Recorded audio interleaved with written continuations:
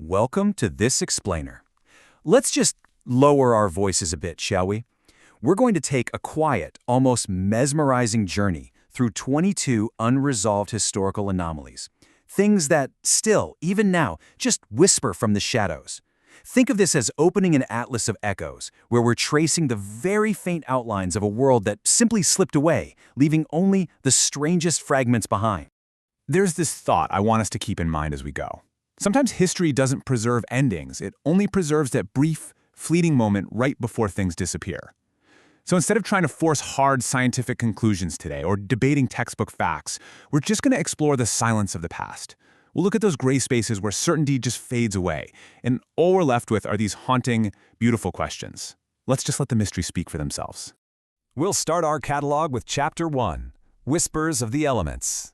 We're turning our attention first to the natural world, looking at those bizarre moments where the earth and the sky themselves behaved in ways that completely defied ancient understanding. Across the centuries, the elements really seemed to play tricks on human perception. Back in the 2nd century BC, Han Dynasty scouts mapping this rugged, unforgiving terrain actually reported a strange mountain that physically pulled the iron fittings right off their carriages. It caused their navigational compasses to spin wildly out of control. I mean, imagine the absolute confusion of those early pathfinders, suddenly stripped of their direction by the earth itself. A few centuries later, travelers walking through the towering sandstone canyons of Petra felt the rocks breathing. Literally, the canyon walls exhaled cool desert air, pulsing with temperature shifts like the ancient rock possessed hidden lungs. And out on the water, Roman sailors documented these dark, deliberate shadows moving beneath the surface of the Red Sea. Massive shapes gliding with a really unnerving purpose, completely independent of the wind or currents above. Now, picture two incredibly atmospheric, yet totally contrasting events, where nature just seemed to break its own rules. First, you have the living fire of the Euphrates. Roman soldiers stationed in the dark Mesopotamian marshes watched these eerie, pale flames hovering over the damp ground. But the truly haunting part? The fire reportedly reacted to them. It would silently retreat and flicker away the exact moment the soldiers approached it. Contrast that quiet, elusive phenomenon with the medieval glass rain of Syria. Syriac monks huddled in their monasteries to witness a terrifying, violent storm. But instead of water, crystal-clear, glass-like debris fell from the black night sky, shattering on impact. When the storm finally passed, they stepped outside to find the earth completely covered, glittering like broken mirrors under the pale moonlight. As we move into Chapter 2, Echoes in the Architecture, we go beneath the surface. We're going to see how ancient civilizations left behind structural voids purposefully designed to manipulate sound, space, and survival itself. Deep beneath the Syrian desert, the city of Palmyra hides these narrow underground corridors, perfectly engineered to twist human whispers into metallic, endlessly delayed echoes. It literally turns a single voice into a ghostly chorus. Over in Egypt, modern geophysics has recently revealed unmapped, irregular cavities hidden deep beneath the massive Temple of Esna. These are spaces that just don't match any known architectural plans and serve absolutely no obvious structural purpose. And then there's Serene in North Africa. Early explorers found the Black Chamber, a subterranean room completely, deliberately, and permanently sealed away in total darkness by its ancient builders. It really leaves us wondering, what exactly did they place inside? Or maybe, what were they trying to keep from getting out? These spaces suggest an architecture meant to hide, rather than to hold. It really brings up the haunting mystery of abandoned infrastructure. In the ancient city of Hatra, for example, the people methodically bricked up and permanently sealed their crucial underground grain vaults before vanishing entirely. They completely denied access to their own life-saving resources. It was an act of absolute finality. Contrast that with Qasr Bashir, a flawless Roman military fort built deep in the Jordanian desert. It was perfectly aligned, beautifully constructed to withstand a massive siege, and then left to the desert silence almost immediately. There are no signs of struggle, no extended occupation, just a perfectly preserved fortress completely surrendered to the wind. And speaking of deeply isolated architecture, high up in the rugged, wind-carved cliffs of Yemen sit the Himyarite cave shrines. These sanctuaries are suspended seemingly in midair, carved into sheer rock faces that make them nearly unreachable. Looking up at them, you're left to quietly wonder if these rock-cut thresholds were boldly meant to connect the earth to the divine heavens, or if they were simply built to hide a sacred, vulnerable practice from the chaotic, warring world down below. That brings us to Chapter 3, Traces of Lost Knowledge. Here, the physical remnants of ancient administration and ritual dissolve into complete linguistic silence. We're basically looking at messages from the past that we can no longer read.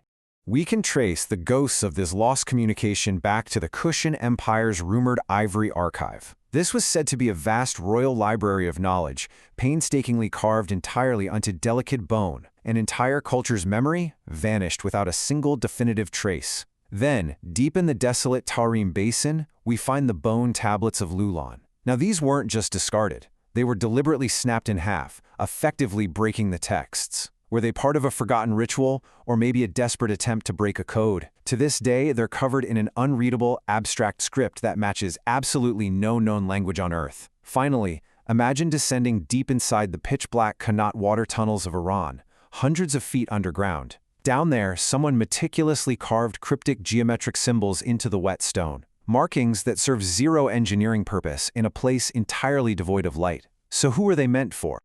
You know, it's actually terrifying to realize how easily an entire identity can be erased. Take these ceremonial bronze masks of Sharasene in ancient Mesopotamia. These metallic, highly expressive face coverings were once central to their culture, but they've completely disappeared from the archaeological record. It poses such a profound question. Do we lose pieces of history simply to the practical, cold recycling of valuable metal for wartime weapons? Or are we looking at the intentional, systematic erasure of a forgotten ritual culture by those who conquered them? In Chapter 4, The Vanished and the Silent, we realize that sometimes it's not the buildings or the texts that vanish. Sometimes it is the people themselves, stepping out of the historical record without making a single sound. Think of those who simply dissolved into the landscape, leaving us with nothing but questions. A massive Jera trade caravan, loaded with invaluable spices, incense, and wealth, embarked across the Arabian dunes and disappeared entirely. Not a single piece of wreckage, bone, or cargo has ever been recovered from those sands. Further south, the painted priests of Meroe, adorned in elaborate symbolic ochre, gradually faded from all Nubian art and ritual. Their once vital roles were just quietly extinguished from memory. Over in Iran, the sacred fire guardians of Takht Solomon inexplicably left their post at the high-altitude volcanic lake, abandoning duties they had maintained for centuries.